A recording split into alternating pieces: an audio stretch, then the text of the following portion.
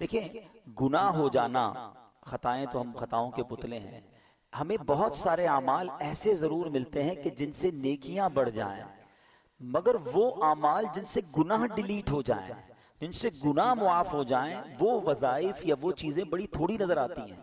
اور اس میں درود پاک ایک ایسا عمل ہے، بہت مشہور حدیث ہے، آپ نے سنی ہوگی کہ نبی پاک صلی اللہ علیہ وسلم نے فرمایا، جس کا مضمون ہے جو ایک بار درود پاک پڑھے اللہ تعالیٰ اس پر 10 رحمتیں نازل فرماتا ہے اور اس کے 10 گناہوں کو مٹا دیتا ہے اور اس کے 10 درجات کو بلند فرماتا ہے۔ دیکھیں یاد رکھیے گا، قیامت کے دن جب میرے اور آپ کے اعمال نامے تولے جائیں گے نا، تب گویا دوسرے لفظوں میں ایک بیلنس شیٹ ہوگی۔ نامہ اعمال جب تولے جائیں گے تو گناہوں کے پلڑے میں گناہ رکھے جائیں گے، نیکیوں کے پلڑوں میں نیکی رکھی جائے گی۔ اچھا ایک اور بات بھی بتا دوں، دنیا میں جو میزان ہے، اسکیل ہے، جب یہاں دنیا میں جو پلڑا بھاری ہوتا ہے وہ نیچے ہو جاتا ہے، علماء فرماتے ہیں قیامت کے دن جو پلڑا بھاری ہوگا وہ اوپر ہو جائے گا۔ اچھا اب ایک نیکی کسی کی زیادہ ہو گئی نا گناہوں اور نیکیوں کے پلڑے میں تو وہ جنت میں چلا جائے گا، ایک نیکی کم پڑ گئی تو اب اس کو جہنم میں بھیج دیا جائے گا۔ جبھی تو ایک ایک نیکی کے لیے لوگ مارے مارے پھریں گے۔ ماں بیٹے کے پاس آئے گی کہ بیٹا ایک نیکی دے دے، باپ بیٹے کے پاس جائے گا، بیٹا ایک گناہ میرا لے لے تاکہ وہ جو پلڑا ہے وہ میرا نیکیوں کا بڑھ جائے۔ بٹ نو بڈی، کوئی اس دن ساتھ دینے والا نہیں ہوگا، نفسی نفسی کا دور ہوگا۔ آج چھوٹی چھوٹی نیکیاں ہم چھوڑ رہے ہیں، یار نفلی ہے نا کوئی بات نہیں، درود پاک نہ پڑھیں کوئی مسئلہ نہیں، صلاۃ التسبیح پڑھ لی ٹھیک ہے، بہت ساری چیزیں واجبات نہیں ہیں، مگر یہ چھوٹی چھوٹی نیکیاں اس دن کاؤنٹ ہوں گی جس دن ہمیں ایک ایک نیکی کی ضرورت ہوگی۔ اور یہ درود کا کمال دیکھیں، ادھر نیکیاں بھی بڑھاتا ہے، ادھر گناہ بھی گھٹاتا ہے۔ ایک درود 10 نیکیاں بھی بڑھ گئی، 10 گناہ بھی کم ہو گئے، 10 درجے بھی بلند ہو گئے۔ کتنا آسان فارمولہ ہے گناہوں کو اپنے نامہ اعمال سے ریموو کرنے کا۔ تو پلیز عادت بنا لو کہ جب موقع، چنک آف ٹائمز، آج کل ایک فینومینا چل رہا ہے کہ جو چنک آف ٹائمز ہوتے ہیں، چھوٹے چھوٹے بریک ملتے ہیں، اس کو بھی یوز کریں۔ دنیا میں اب ایک اصطلاح چلتی ہے، ٹرمینالوجی چلتی ہے، یونیورسٹی آن ویل۔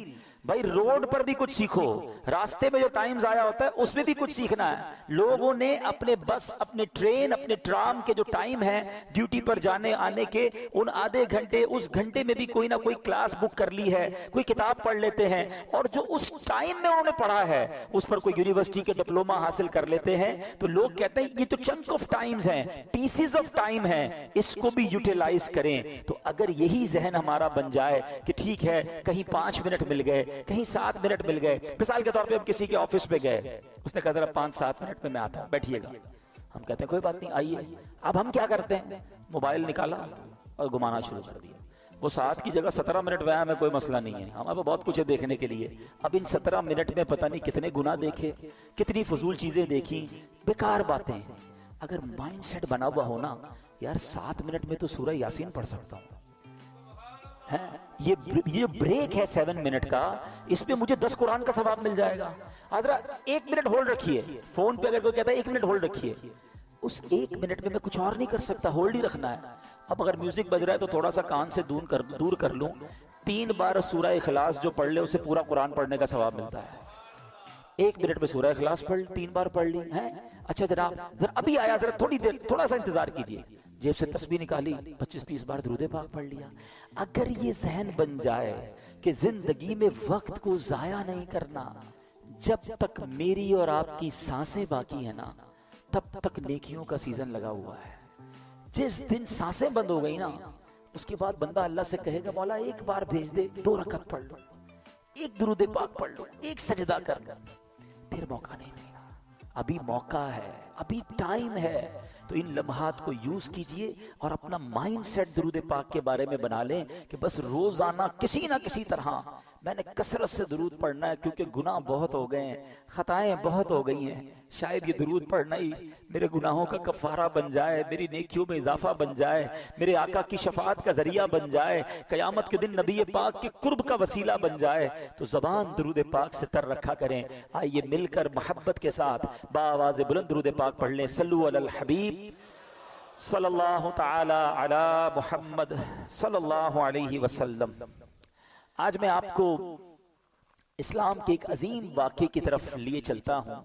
شوال المکرم میں یہ واقعہ ہوا اور بڑا ہی کمال کا واقعہ ہے. یعنی میں کئی بار یہ عرض کیا کرتا ہوں کہ اپنے بچوں کو بالخصوص بہت سارے واقعات پڑھانے چاہیے، مگر غزوہ احد جو ہے نا اس کو ضرور پڑھیں، خود بھی پڑھیں، اپنے بچوں کو بھی پڑھائیں. جتنی قربانیاں، جتنی یوں سمجھیے کہ جان نثاری کی داستانیں غزوہ احد میں ملتی ہے نا، اتنی کسی اور غزوے میں نہیں ملتی. غزوہ بدر میں تو مسلمانوں کو لڑنے کا موقع ہی نہیں ملا. اللہ پاک نے ایسی مدد کی کہ فرشتے آ گئے ہیں، کفار کو نیست و نابود کر دیا، اور اللہ پاک نے ایسی عظیم فتح نصیب فرمائی کہ اس دن کو یوم الفرقان کہا گیا. لیکن احد کے میدان میں ایسا نہیں ہوا. وہاں بڑا ڈیزاسٹر ہوا، بڑے بڑے صحابہ شہید ہوئے، اور ان میں سب سے بڑا حادثہ جو ہے وہ سید الشہداء سیدنا حمزہ رضی اللہ تعالیٰ عنہ. نبی پاک علیہ الصلوۃ والسلام کو ان سے بڑی محبت، پیارے آقا انہیں بہت پیار کرتے تھے. اچھا، حضرت حمزہ بھی نبی پاک سے بڑی محبت کرتے. حضرت حمزہ کا ایمان لانے کا واقعہ بھی بڑا عجیب ہے. وہ کہتے ہیں نا، محبت مصطفیٰ صلی اللہ علیہ وسلم ایسی دل میں تھی کہ اس وجہ سے اب ایمان لے آئے. ابھی اب ایمان نہیں لائے تھے. ابو جہل نے نبی پاک علیہ الصلوۃ والسلام کی بارگاہ میں گستاخی کی، برا بھلا کہا. جب حضرت حمزہ کہیں شکار پہ گئے ہوئے تھے، ہاتھ میں تیر کا مان بھی تھا، واپس آئے تو کسی نے کہا کہ آپ کو پتا ہے کہ آپ کے بھتیجے محمد صلی اللہ علیہ وسلم کو ابو جہل نے بہت برا بھلا کہا ہے. آپ کو بڑا جلال آیا، آپ نے کمان لی اور جا کے ابو جہل کے سر پہ مار دی. کہ تمہیں شرم نہیں آئی؟ تم نے میرے بھتیجے کو برا بھلا کہا. کہا اے حمزہ، کیا تم ایمان لے آئے ہو؟ کہاں، سمجھ لو آج سے میں ایمان لے آیا ہوں. بس نبی پاک کی محبت ایسی دل میں جا گزی ہوئی کہ آپ نے کلمہ پڑھا اور آپ ایمان لے آئے. اور اس کے بعد یعنی حضرت حمزہ ایمان لائے، رائٹ آفٹر فیو ڈیز حضرت عمر ایمان لے آئے. یہ دونوں جب ایمان لے آئے نا، اب اسلام کا نقشہ ہی کچھ اور ہو گیا. اسلام کو وہ عروج ملا، مسلمانوں کا جگر اتنا بڑا ہو گیا، سینہ اتنا چوڑا ہو گیا. حضرت حمزہ اور حضرت عمر جس قوم کے ساتھ ہوں، پھر دشمن کی کیا مجال ہے. آپ دونوں کمال کی شخصیات. اب حضرت حمزہ رضی اللہ تعالیٰ عنہ غزوہ احد میں شہید کیسے ہوئے؟ حضرت حمزہ کو شہید کرنے کا پلان جو ہے وہ وحشی نامی ایک شخص کو دیا گیا تھا. یہ اس کا آقا تھا جبیر.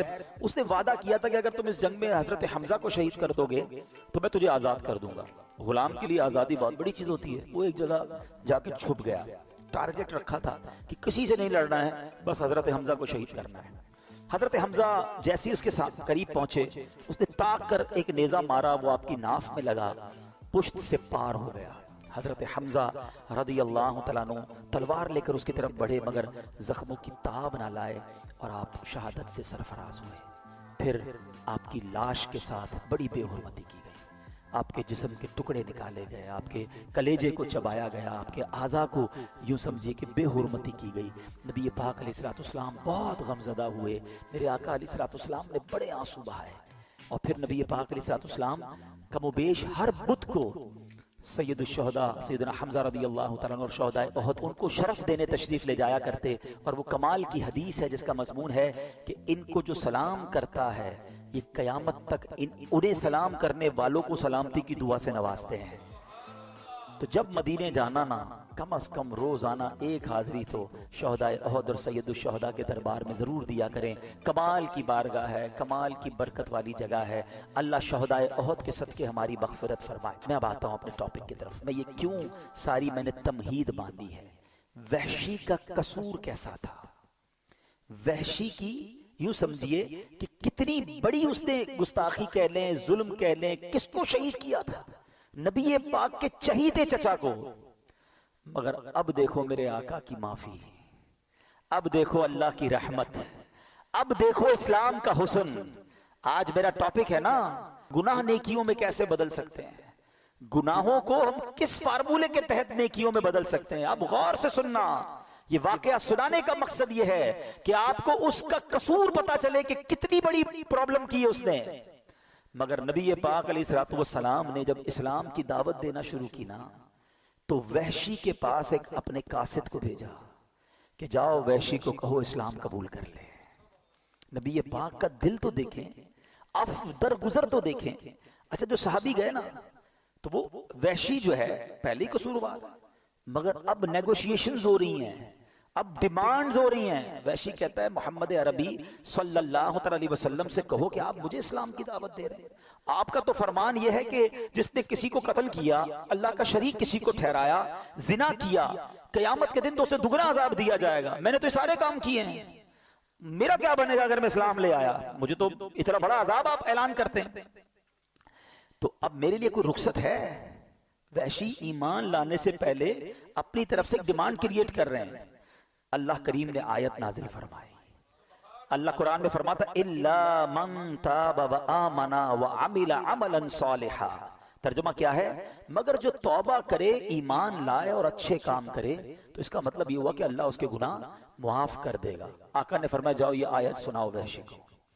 صحابی گئے اور حضرت, اس وقت تو وحشی ایمان نہیں لائے تھے, ان کو جا کے یہ آیت سنائی. کہتے ہیں اس میں بھی ایک شرط ہے نا اچھے کام کرنے کی.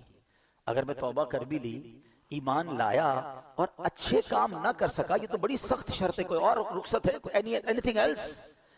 ذرا آپ سوچئے, نیگوشیشن وہ کر رہا ہے, مذاکرات وہ کر رہا ہے جس نے پہلے ہی نبی پاک علیہ السلام کا اتنا دل دکھایا ہے.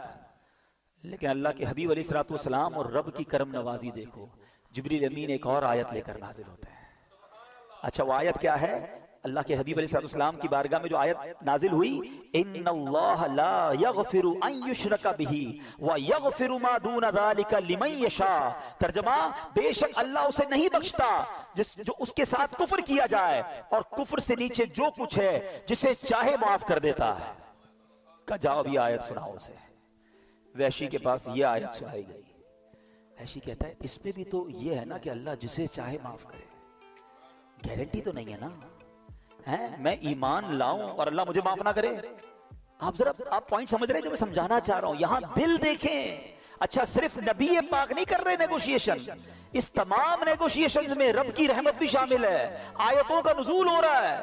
اللہ اکبر. کہتا ہے اس میں بھی گارنٹی نہیں ہے, کیونکہ اللہ نے فرمایا کہ ذالک لمن یشاء, جسے چاہے اللہ جو ہے وہ بخش دے. اس میں نہ ہوا تو کوئی گارنٹی ہے؟ اللہ اکبر. تیسری آیت نازل ہوئی.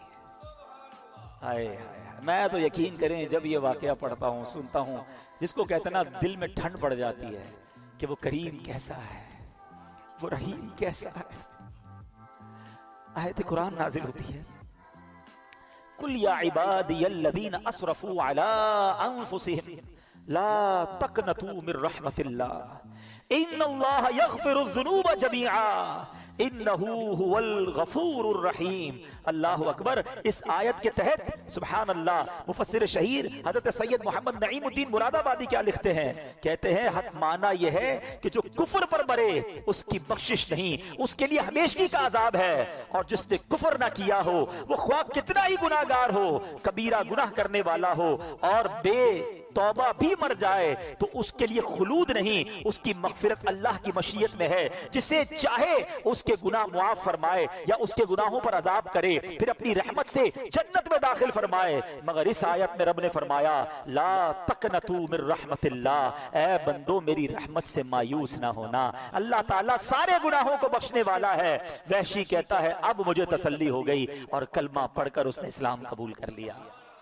اچھا جب یہ ایمان قبول کر لیا نا, اب صحابہ اکرام نے بڑا کمال کا کوسچن کیا. ہمیں صحابہ سے ایسے ہی پیار نہیں ہے, ذرا مل کر کہہ دو سب صحابی یہ نبی. یقین کرو ایسے خوبصورت سوال کیے ساڈا کم آسان ہو گیا ہے. صحابی رسول کہتے ہیں حضور یہ آیت جو ہے یہ کیا صرف وحشی کے لیے یہ ہے یا باقی مسلمانوں کے لیے بھی ہے؟ کیا یہ خاص اسی کے لیے ہے؟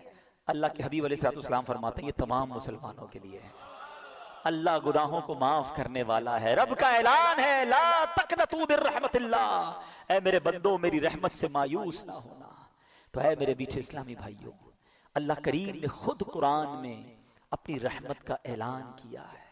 اللہ کریم نے خوب ہمیں قرآن میں توبہ کی طرف بلایا ہے, اپنی رحمت کی طرف بلایا ہے. اللہ کریم قرآن مجید میں کیا خوب ارشاد فرماتا ہے, وَهُوَ الَّذِي يَقْبَلُ التَّوْبَةَ عَنْ عِبَادِهِ وَيَعْفُو عَنِ السَّيِّئَاتِ وَيَعْلَمُ مَا تَفْعَلُونَ. اور وہی ہے جو اپنے بندوں کی توبہ قبول فرماتا ہے اور گناہوں سے درگزر فرماتا ہے اور جانتا ہے جو کچھ تم کرتے ہو. اب یہاں ایک اور بات سمجھنی ہے کہ توبہ کرنے کی تو بار بار قرآن ترغیب دے رہا ہے, مگر یہاں بڑی باریک سی بات ہے. ہم سب چاہتے پتہ کیا ہے؟ ہمارے گناہ معاف کر دیے جائیں، اللہ پکڑ نہ فرمائے، اللہ اس پر پنشمنٹ نہ دے. یہی اللہ کی بڑی مہربانی ہے نا. دنیا میں بھی یہی ہوتا ہے نا. ہم کسی کی کوئی غلطی کریں، ہم کہتے ہیں یار بھائی معاف کر دے، غصے نہ ہو، یار غلطی ہو گئی آئندہ نہیں کروں گا. whenever we made mistake we need forgiveness. ہم کسی سے یہی تو چاہتے ہیں ہمیں معاف کر دے. مگر میرے کریم کی اب خزانے سننا. جب میں آیت بیان کروں گا، یہ میرا آج کا ٹاپک یہ ہے کہ توبہ کا مرتبہ سمجھو، اللہ کی رحمت سمجھو، اللہ کی کرم نوازی سمجھو. کہ آج پتہ کیا ہوتا ہے دنیا میں، کیا معاملہ ہے، ہم سے کوئی مسٹیک ہو بھی جائے نا، کوئی معاف بھی کر دے، دل میں پھر بھی رہ جاتی ہے یار بندہ ٹھیک ہے مگر میرے ساتھ ایسا کیا تھا، ایک بار یہ کیا ضرور تھا. اچھا اسی طرح کبھی ہمارا اللہ نہ کرے کسی کا پولیس میں معاملہ ہو جائے، تو پولیس والوں کے پاس گئے، کیس رجسٹر ہوا، بعد میں صلح صفائی بھی ہو گئی، سزا بھگت لی یا جرمانہ دے دیا، بری تو ہو گئے. مگر جب بھی کریکٹر سرٹیفکیٹ بنے گا نا تو اس میں لکھا آئے گا 2005 میں اس نے یہ کہانی کی تھی، یہ معاملہ کیا تھا. مجھے ایک واقعہ نہیں بھولتا، کئی بار میں نے بیانات میں بیان کیا. ساؤتھ افریقہ میں جو ہمارے پاکستانی انڈین میں رہتے ہیں، جب ان کو اپنا پرمٹ بنانا ہوتا ہے نا تو ان کو وہاں کی پولیس سے ایک سرٹیفکیٹ لینا پڑتا ہے، کریکٹر سرٹیفکیٹ. ایک بہت بڑی پارٹی ہے، بڑا ان کا ماشاءاللہ بزنس ہے، ان کو کریکٹر سرٹیفکیٹ نہیں ملتا تھا. تو مجھے میں ساؤتھ افریقہ گیا تو لوگوں نے بتایا، بولے ان کے ساتھ ایک بڑا عجیب واقعہ ہوا. میں نے کیا ہوا؟ یار یہ بندہ تو ٹھیک ہے، کہ بندہ بہت اچھا آدمی ہے، بیپاری آدمی ہے، شریف شخص ہے. ہوا یہ ایک بار وہ جنرل اسٹور میں گیا، اس نے جا کے کولڈ ڈرنک پک کی. تو کولڈ ڈرنک پک کرنے کے بعد اچانک اسے کال آئی کہ تمہاری ماں کے ساتھ کوئی حادثہ ہو گیا ہے، ہاسپٹلائز ہو گئی ہے، فوراً ہاسپٹل پہنچو. اب ہاتھ میں جو سامان تھا نا وہ اتنا بیچارہ معاف ہو گیا دماغ، ماں کی ایسی خبر سنے وہ دوڑ کے باہر نکلا سپر اسٹور سے. تو سپر اسٹور کے گیٹ پر باہر بیرون ملک میں سکینر لگے ہوئے ہوتے ہیں. وہ الارم بجنا شروع ہو گیا کہ یہ بندہ بغیر پیسے بھرے باہر نکل گیا. اس کو پکڑ لیا، اس کو کہا یہ تم کیا کر رہے ہو؟ کہا بھائی میں جلدی میں تھا، معذرت، مجھے میری ماں ہاسپٹل میں. کہا نہیں اب آپ پر فائن لگے گا، آپ نے تو رابری کی ہے، چوری کی ہے. ارے بھائی $5-10 کے لیے میں کیا چوری کروں گا؟ کہا نہیں یہ تو آپ کو بھرنا پڑے گا. بہرحال اس نے کہا جو جلیں لے لو بھائی، میری جان چھوڑو، مجھے ہاسپٹل پہنچنا ہے. اس نے وہاں تو پیمنٹ بھی کر دی، سب کچھ ہو گیا، مگر وہ ڈاٹ اس کے کریکٹر پر لگ گیا. اب وہ جب بھی سرٹیفکیٹ بنانے جاتا ہے نا تو آتا لکھا ہوا ہے کہ اس نے فلاں اسٹور میں چوری کی تھی. اچھا اس واقعے کے بعد ہے نا مجھے اللہ کی رحمت یاد آئی کہ یہ دنیا معاف نہیں کرتی، یہ دنیا جرموں کو یاد رکھتی ہے. وہ کریم ہے جو ہزاروں لاکھوں جرموں کو جب معاف کرتا ہے تو فرشتوں کو بھی بلا دیتا ہے، زمین سے گواہ بھی ختم کر دیتا ہے، وہ نامہ اعمال سے بھی ان گناہوں کو مٹا دیتا ہے. وہ پنجابی شاعر کہتا ہے نا، ایک گناہ میرے ماں پیو ویکھن مینو عمری منہ نہ لاوے. کہ ایک گناہ میرا ماں والد اور والدہ دیکھ لینا میری کوئی بڑی غلطی، ساری زندگی منہ نہیں لگاتے. ایک گناہ میرے ماں پیو ویکھن مینو عمری منہ نہ لاوے، لکھ گناہ میرا مالک ویکھے وہ پھر بھی پردے پاوے. وہ پھر بھی پردے ڈال رہا ہے، وہ پھر بھی چھپا رہا ہے، اور ہم ہیں کہ اسی مالک سے دور بھاگتے ہیں. اب سنو کون ہے جو یوں معاف کرتا ہے، کون ہے جو ایسے کرم نوازی فرماتا ہے. اللہ قرآن میں کیا وعدہ فرما رہا ہے، اس کی رحمت سنو. اللہ کریم فرماتا ہے اِلَّا مَن تَابَ وَآمَنَ وَعَمِلَ عَمَلًا صَالِحًا فَأُولَئِكَ يُبَدِّلُ اللَّهُ سَيِّئَاتِهِمْ حَسَنَاتٍ وَكَانَ اللَّهُ غَفُورًا رَحِيمًا. ذرا قرآن کی آیت کا ترجمہ تو سنو. بار بار یہی تو عرض کرتے ہیں، قرآن سمجھو تو صحیح، اس کی برکت تو جانو. کتنا شاندار اعلان ہے میرے رب کی طرف سے. اللہ قرآن میں فرما رہا ہے مگر جو توبہ کرے اور ایمان لائے اور اچھا کام کرے تو ایسوں کی برائیوں کو اللہ بھلائیوں سے بدل دے گا، اور اللہ بخشنے والا مہربان ہے. وَكَانَ اللَّهُ غَفُورًا رَحِيمًا. اللہ خود فرما رہا ہے میرے بندو اللہ بخشنے والا مہربان ہے. تم بس توبہ کر لو، اچھے عمل کرنا، اب گناہ نہ کرنا، اللہ تمہارے گناہوں کو نیکیوں میں بدل دے گا. اللہ کے حبیب علیہ السلام کی بڑی پیاری حدیث ہے، التائب من الذنب کمن لا ذنب لہ. گناہوں سے توبہ کرنے والا ایسا ہے جیسا اس نے گناہ کیا ہی نہیں ہے. مجھے دنیا کا کوئی بادشاہ بتا دو، مجھے دنیا کی کوئی عدالت بتا دو جو تمہارے جرم معاف تو کر دے مگر ریکارڈ ڈیلیٹ کر دے. کہیں نہیں ہوتا ایسا، یہ فقط رحمت والے رب کے دربار میں ہوتا ہے. ارے دنیا میں کسی کے بارگاہ میں جا کر آپ اکمال جرم کریں، سزا سنائی جاتی ہے کہ اس نے کمٹ کر لیا ہے اپنا جرم. اللہ کی رحمت دیکھو، سر جھکاؤ اور مانو اس کی بارگاہ میں اللہ مجرم ہوں، مالک گناہ کیے ہیں، بہت خطائیں کی ہیں، اقبال والے جرم کرنے والے کو, ندامت کرنے والے کو اللہ کیسا معاف فرماتا ہے. اللہ کے حبیب فرماتے ہیں کہ توبہ کرنے والا ایسا ہے جیسا ہو جاتا ہے اس نے گناہ کیا ہی نہیں ہے. قرآن کی آیت پڑھ کر سنائی ہے کہ اللہ گناہوں کو نیکیوں سے بدل ڈالتا ہے. اتنی کمال کی چیز ہے توبہ, اتنا کمال کا کام ہے توبہ. اے میرے بیٹے اسلامی بھائیوں, کیوں توبہ نہیں کرتے؟ قرآن تو بار بار ہمیں بلا رہا ہے. اللہ کی رحمت یقین مانو, اللہ کی رحمت جو ہے نا یہ چاہتی ہے کہ میں اور آپ بخشے جائے. اس کی رحمت بہانے تلاش کر رہی ہے. بڑا پیارا جو فارسی کا مقولہ ہے نا, رحمت حق بہا نمی جویت.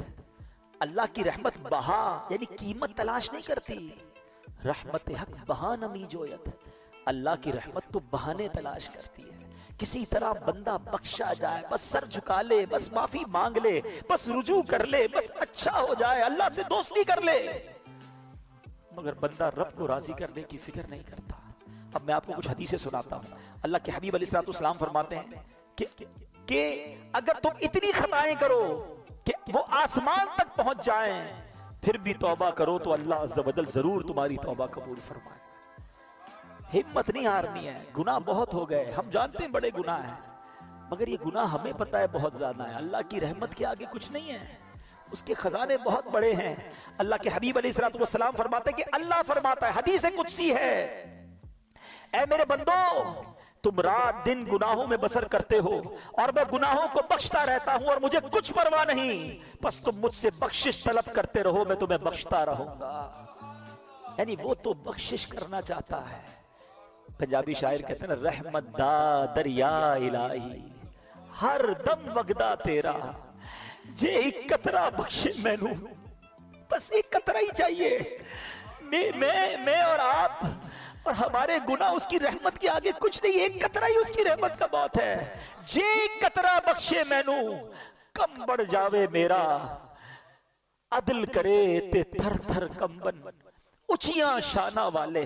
اے اللہ اگر تو نے انصاف کیا نا تو ہم تو گئے, ہم انصاف کے سوالی بن کر نہیں بیٹھے آج کی رات. اگر تو عدل کرے گا تو جن کے نام بھی بڑے بڑے ہیں نا ان کی بھی حالت خراب ہو جانی ہے. عدل کرے تے تھر تھر کمبن اچیاں شانہ والے, مولا فضل کرے تے بخشے جاسن میں ورگے منہ کالے. بس اللہ تیری رحمت کے سوالی ہیں اور وہ رب خدا کی قسم رحمت برسانا چاہتا ہے. وہ چاہتا ہے ہم بخشے جائیں, وہ چاہتا ہے ہم معاف کر دیے جائیں. ایک شخص نبی پاک علیہ السلام کی بارگاہ میں آیا, عربی, ایک گاؤں کا بندہ تھا, بھولا بھالا سا آدمی تھا. کہتا ہے یا رسول اللہ یہ بتائیے قیامت کے دن مخلوق کا حساب کون لے گا؟ اللہ کے حبیب فرماتے اللہ لے گا. یا رسول اللہ کیا اللہ خود حساب لے گا؟ نبی پاک نے فرمایا ہاں اللہ خود حساب لے گا. تو وہ مسکرا دیا. گاؤں کا بندہ ہنسنے لگا. تو نبی پاک علیہ السلام نے مسکرانے کی وجہ پوچھی کہ تم نے پہلے تو حساب کتاب کی بات کی, قیامت کے بارے میں سوال کیا, میں نے رپلائی دیا, تو مسکرانے لگے. تو وہ کیا کہتا ہے کہ کریم جب کسی پر قدرت پاتا ہے نا تو معاف کر دیتا ہے, اور جب حساب لیتا ہے تو درگزر فرماتا ہے. اللہ سے بڑا کریم کون ہے؟ اگر اسی نے حساب لینا ہے تو پھر تو خیر ہی خیر ہے نا. تو اب نبی پاک علیہ السلام نے رپلائی کیا دیا کہ عربی نے سچ کہا, جان لو اللہ عز و جل سے بڑا کریم کوئی نہیں, وہ سب کریموں سے بڑھ کر کریم ہے. بیسیکلی جو ہے نا وہ کنیکشن ریکوائرڈ ہے, وہ بھروسہ ریکوائرڈ ہے, وہ محبت اللہ سے ریکوائرڈ ہے. پھر اللہ تو کریم ہے, کریموں سے بڑھ کر کریم ہے, اسی نے تو کریمی سکھائی ہے. علماء لکھتے ہیں کہ ماں کے دل میں جو بچے کے لیے رحمت ہوتی ہے نا, اور جانور بھی اپنے بچوں سے جو پیار کرتے ہیں, اللہ کی 100 رحمتیں ہیں, اللہ نے ان 100 رحمتوں میں ایک رحمت دنیا میں اتاری ہے, اور اس ایک رحمت کی برکت سے ماں بچوں سے پیار کرتی ہے, جانور اپنے بچوں سے پیار کرتے ہیں, باپ اپنے بچوں سے پیار کرتے ہیں. وہ 99 رحمتیں اللہ نے قیامت کے دن کے لیے بچا رکھی ہیں. یہ اس دن کرم نوازی فرمائے گا, اس دن اپنے بندوں کی بخشش فرمائے گا. ایسا کریم مولا ہے. اے میرے میٹھے اسلامی بھائیوں, ایک بار نبی پاک علیہ السلام کی بارگاہ میں قیدیوں کو لایا گیا, تو ایک عورت بھاگ رہی تھی, اس کا بچہ اس سے گم ہو گیا تھا. دوڑتے دوڑتے دوڑتے اس کو بچہ نظر آیا, اس کو لیا, سینے چپکایا, دودھ پلانے لگی. بس ماں کو بڑے ٹائم بعد بچہ ملے, کیا کیفیت ہوتی ہے. اللہ کے حبیب فرماتے ہیں اللہ تعالیٰ اپنے بندوں پر اس سے کہیں زیادہ رحم و کرم فرماتا ہے جتنی یہ ماں اپنے بچے پر مہربان ہے. یہ وہ باتیں ہیں جو ہمارے دل میں ہونی چاہیے. انفارچونیٹلی ہم اللہ سے ہی بدگمان ہو جاتے ہیں. اللہ مجھے کچھ دیتا نہیں ہے, اللہ نے مجھے کچھ دیا نہیں ہے, اللہ سے کیا مانگوں جناب, کچھ ہوتا تو ہے نہیں. یہ نہ کیا کرو, اللہ سے دوستی کر لو. اللہ سے بڑھ کر ہم پر کوئی کرم نواز نہیں, اسی نے سب کچھ دیا ہے. ہماری ایک بات کوئی نہ مانے نا, ہم اس سے ناراض ہو جاتے ہیں. 2-3 بار نہ مانے تو اس سے دوستی ختم کر دیتے ہیں, نوکری سے نکال دیتے ہیں. بچہ زیادہ تنگ کرے, بچے کو باپ گھر سے نکال دیتا ہے. ہم میں سے کوئی 30 سال کا بیٹھا ہے, کوئی 40 سال کا, کوئی 50 سال کا. کبھی سوچنا ہم نے اللہ کی اب تک کتنی نہیں مانی ہے, کتنی نافرمانیاں کی ہیں. کبھی ایسا ہوا کہ یار آج نظر نہیں آ رہا, کیوں؟ بس یار وہ صبح حرام دیکھ لیا تھا, اللہ نے آنکھیں لے لی ہیں. آج سنائی نہیں دے رہا کچھ. بھائی کیوں سنائی نہیں دے رہا؟ آج صبح اللہ کی نافرمانی کی, حرام سن لیا, اللہ نے کان دیے تھے, اسی نے سماعت واپس لے لی. یار آج کچھ میں بول نہیں پا رہا ہوں, اشارے کر رہا ہوں, کیوں؟ بس وہ جھوٹ بول دیا, حرام بول دیا, گالی نکالی, اللہ نے زبان واپس لے لی. وہ کچھ واپس نہیں لے رہا, وہ دیے جا رہا ہے, ہم اس کی نافرمانی کیے جا رہے ہیں. مگر کیوں توبہ نہیں کرتے, کیوں اس کو راضی کرنے کی طرف نہیں آتے؟ اے میرے میٹھے اسلامی بھائی, آج میں یہ چاہتا ہوں ہم سب مل کر اپنی زندگی کا ایک نصب العین بنا لیں, اپنی زندگی کا ایک ٹارگٹ بنا لیں کہ میں نے اگر سب سے زیادہ کسی سے محبت کرنی ہے تو اپنے رب سے کرنی ہے. میں اپنے رب کا بندہ ہوں, وہ میرا خالق ہے, وہ میرا مالک ہے, اس کی مہربانیاں ہیں مجھ پر, وہ خطاؤں پر بھی عطائیں برسا رہا ہے, وہ میرے عیبوں پر پردہ ڈال رہا ہے, پھر میں اسے کیوں ناراض کروں؟ دیکھو اللہ کی نافرمانی سے بچنے کے 2 طریقے ہیں. ایک تو یہ ہے کہ بندہ اس لیے نافرمانی نہ کرے کہ وہ عذاب میں ڈالے گا, خوف سے, ڈر سے بندہ اللہ کی فرما برداری کرے. یہ ٹھیک ہے جو کرتا ہے, مگر اس سے اپر لیول پتہ ہے کیا ہے؟ کہ اللہ کی محبت میں اللہ کی نافرمانی نہ کرے, میرا رب ناراض نہ ہو جائے. اتنا کریم, اتنا پیارا رب, وہ مجھ سے ناراض ہو جائے, میں ایسے کام کروں جس سے وہ ناراض ہو جائے. یہ کام نہیں کرنا. میرے میٹھے اسلامی بھائی, وہ کیسا گناہوں کو معاف کرنے والا ہے. حضرت موسیٰ علیہ السلام کا دور تھا, اور اس دور میں بارش نہیں ہو رہی تھی. حضرت موسیٰ علیہ السلام نے پورے گاؤں کے, شہر کے لوگوں کو جمع کیا اور ایک بڑے میدان میں چلے گئے. Approximately 70,000 people over there. دعا ہونے لگی, بارش نہیں ہوئی, بادل بھی کوئی نہیں آیا, وہی دھوپ. آپ کلیم اللہ ہیں, آپ نے اللہ سے عرض کی مولا بارش نہیں ہو رہی, مولا کریم کرم فرما. تو ارشاد ہوا, اے موسیٰ اس مجمع میں ایک بندہ ایسا ہے جو 40 سال سے میری نافرمانی کر رہا ہے, مجھے ناراض کر رہا ہے. اے موسیٰ جب تک یہ بندہ اس مجمع میں ہے بارش نہیں ہونی. حضرت موسیٰ نے کہا یا اللہ میں کیسے اس بندے کو تلاش کروں؟ کہا موسیٰ تم آواز لگاؤ, اے وہ بندے جو اللہ کی نافرمانی کرتے ہو نکل جاؤ مجمع سے. کہا یا اللہ 70,000 لوگ ہیں, میری آواز کیسے پہنچے گی؟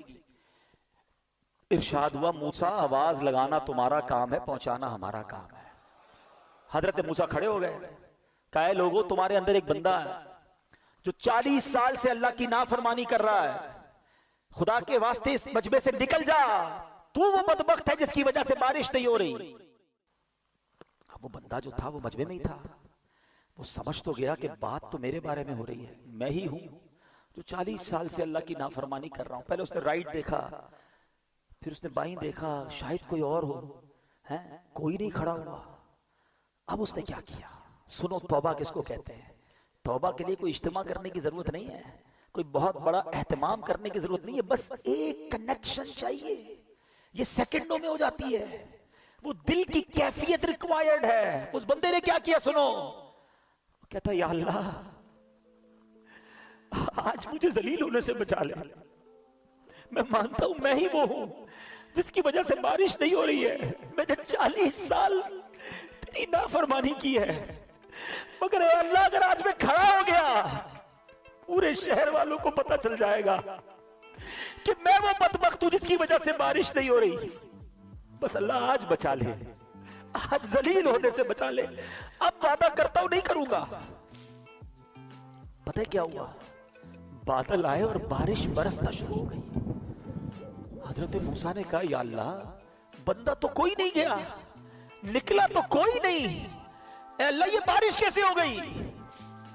اللہ نے کیا فرمایا کہ موسیٰ اس بندے نے مجھ سے دوستی کر لی ہے، میرا بندہ جو میری نافرمانی کرتا تھا نا اس نے دوستی کر لی ہے۔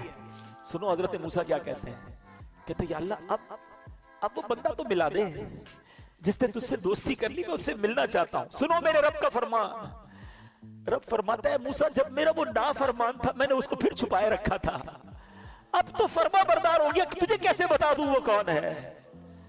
یہ ہے توبہ۔ کیا کیا اس نے کوئی اجتماع نہیں کیا، کوئی دعائیں لمبی چوڑی نہیں کی، بس الندم التوبہ، شرمندگی توبہ ہے، سچی توبہ، بس اب نہیں کروں گا، یہ کمٹمنٹ ہونا چاہیے۔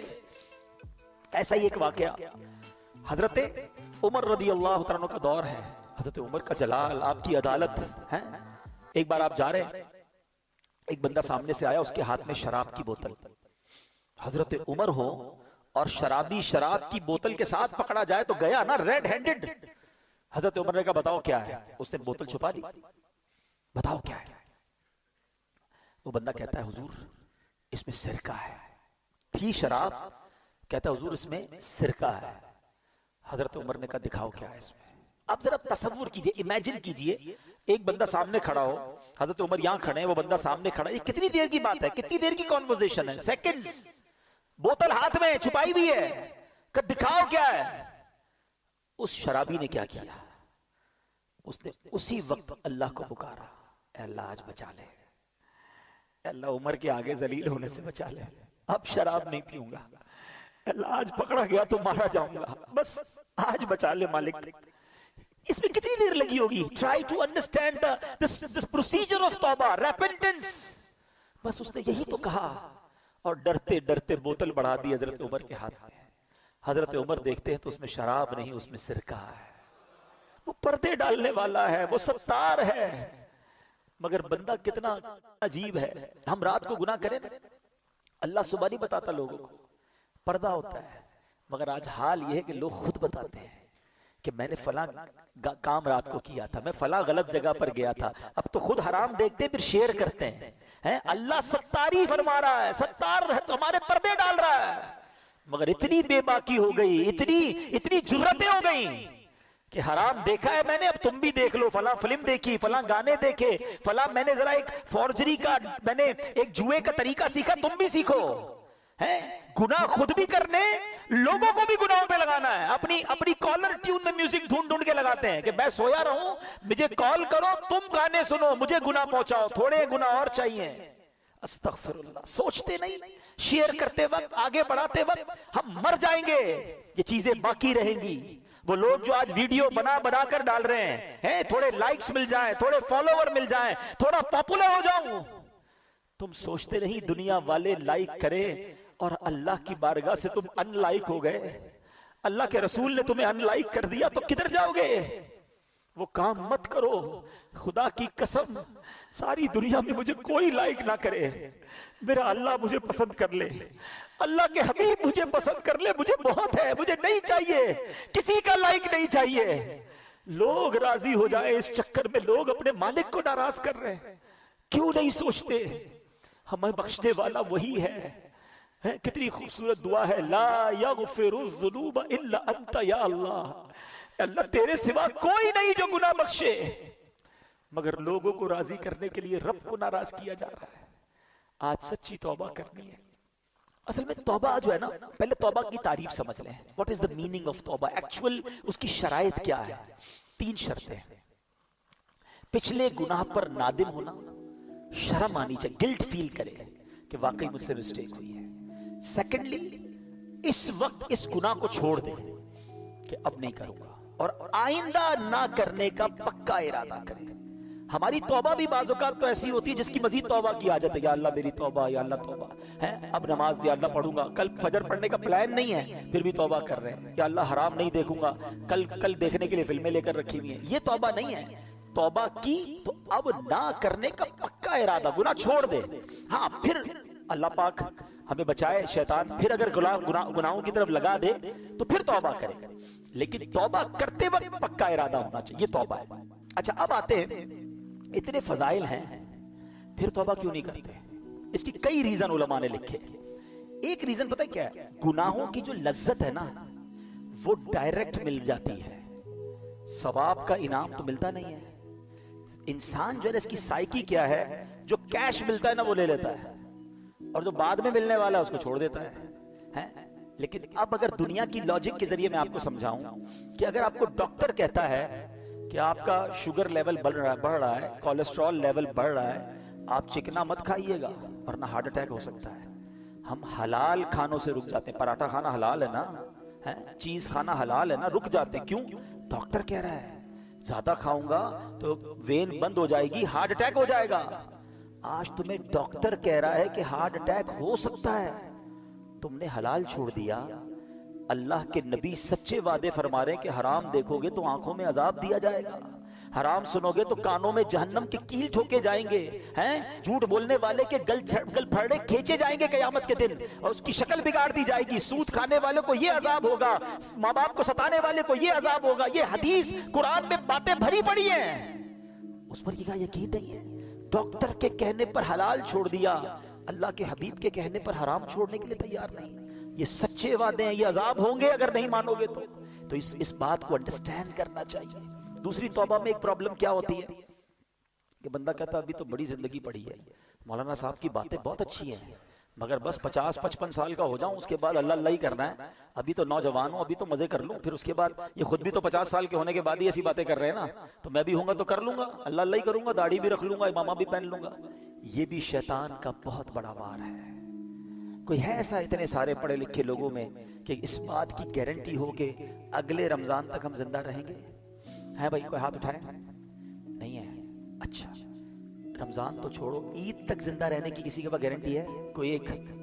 اچھا نہیں ہے، چلو عید کو بھی چھوڑ دیتے ہیں۔ ابھی میں اور آپ مسجد سے زندہ باہر نکلیں گے اس کی گارنٹی ہے؟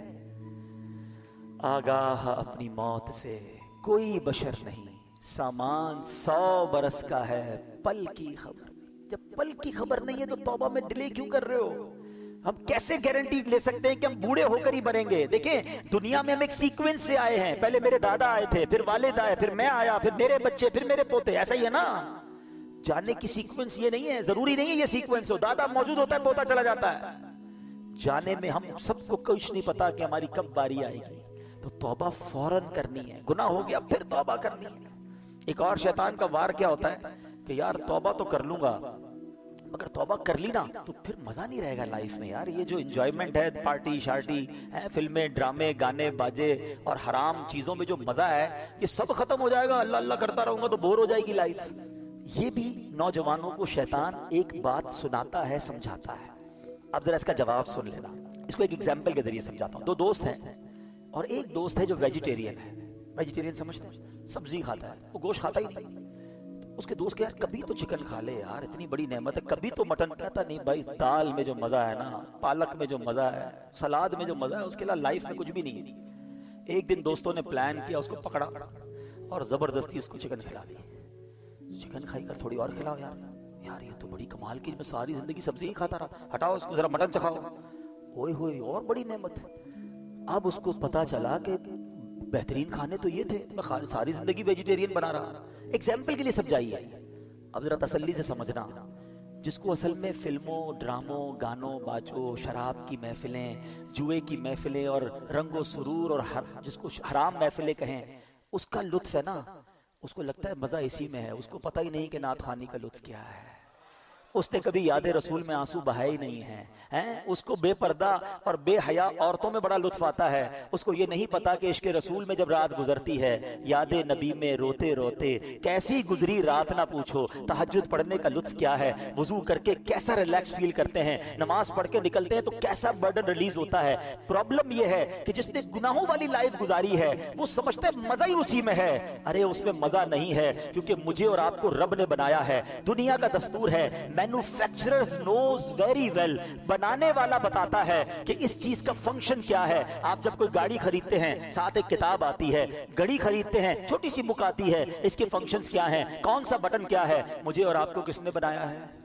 کس نے بنایا ہے؟ کون بتائے گا سکون کہاں ہے؟ اللہ ہی بتائے گا نا۔ اللہ نے بنایا، وہ خالق ہے، سکون کدھر ہے وہ بتائے گا، مزہ کدھر ہے وہ بتائے گا۔ اس نے اپنے کلام میں بتا دیا، الا بذکر اللہ تطمئن القلوب، بے شک اللہ کے ذکر میں دلوں کا چین ہے۔ چین یہی ہے، بھاگتے رہو جدھر بھی جاؤ لیکن چین سے دور رہو گے۔ اب ملتا کیوں نہیں ہے؟ Last point.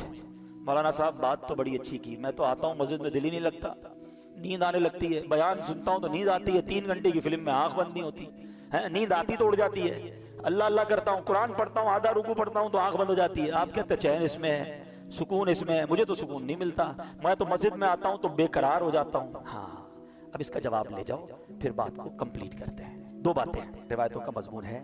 مومن مسجد میں ایسا ہے جیسا مچھلی پانی کے اندر ہے، اور مسجد کے باہر ایسا ہے جیسا fish out of the water. باہر جائے تو بے قرار ہو جاتی ہے نا مچھلی پانی سے، پھر پانی میں جانے کا دل چاہتا ہے۔ تو مومن کی تعریف تو یہ بتائی گئی۔ ہمارا حال برا ہے، ہم تو مسجد میں آتے ایسا لگتا ہے fish out of the water ہے۔ یار اعلان تو ہوا تھا 1:15 بجے بیان ختم ہوگا، ابھی تک تو ختم نہیں کیا۔ ہو سکتا ہے کوئی سوچ رہا ہو امام صاحب 2 منٹ لیٹ ہو جائیں تو ٹینشن شروع ہو جاتی ہے، باہر جا کے آدھا گھنٹہ بحث کر لیں گے، امام صاحب نے 2 منٹ لیٹ کیوں آئے، وہ امام صاحب کی خیر نہیں، اللہ کے گھر میں 2 منٹ بیٹھے تھے تو ٹینشن شروع ہو گئی۔ تو اس میں پرابلم مسجد کا نہیں ہے، اس میں پرابلم ہمارا ہے۔ اس کا مطلب there is something bad in my heart، مجھے کیوں مسجد میں چین نہیں آ رہا؟ نبی پاک فرما رہے چین، اور لوگوں کو آتا ہے، جس کو نہیں آتا وہ یہ نہ سمجھے کسی کو نہیں آتا، یقین کرے الحمدللہ۔ اس وقت پوچھو کئی دل ایسے ہوں گے جن کا دل نہیں چاہ رہا کہیں اور جانے کا، خدا کی قسم جو اس وقت سکینہ دل پر نازل ہو رہا ہے کہ کتنا لطف آ رہا ہے، کتنی رحمت محسوس ہو رہی ہے۔ میں کہاں بیٹھا ہوں؟ میرے رب کے گھر میں بیٹھا ہوں، میرے اللہ کا ذکر کر رہا ہوں۔ اس سے اچھی زندگی کا مقصد کیا ہے؟ اگر ابھی موت آتی ہے تو اس سے اچھی موت کیا ہے؟ یہ کیفیت بنتی ہے لوگوں کی جن کو سکون آتا ہے۔ تو جس کو نہیں آتا وہ اپنا پرابلم چیک کرے کہ there is something wrong in my heart۔ بالکل یہی مسئلہ ہے کہ اللہ نے قرآن میں فرمایا، لا ریب کتاب ہے نا، قرآن میں تو شک نہیں ہے، اللہ نے فرمایا اللہ کے ذکر میں دلوں کا چین ہے، مجھے کیوں نہیں مزہ آتا؟ اس کا مطلب میرے دل میں پرابلم ہے۔ اب اس کو دنیاوی مثال سے سمجھا دیتا ہوں۔ جب آپ کو بخار ہوتا ہے، کھانا اچھا لگتا ہے؟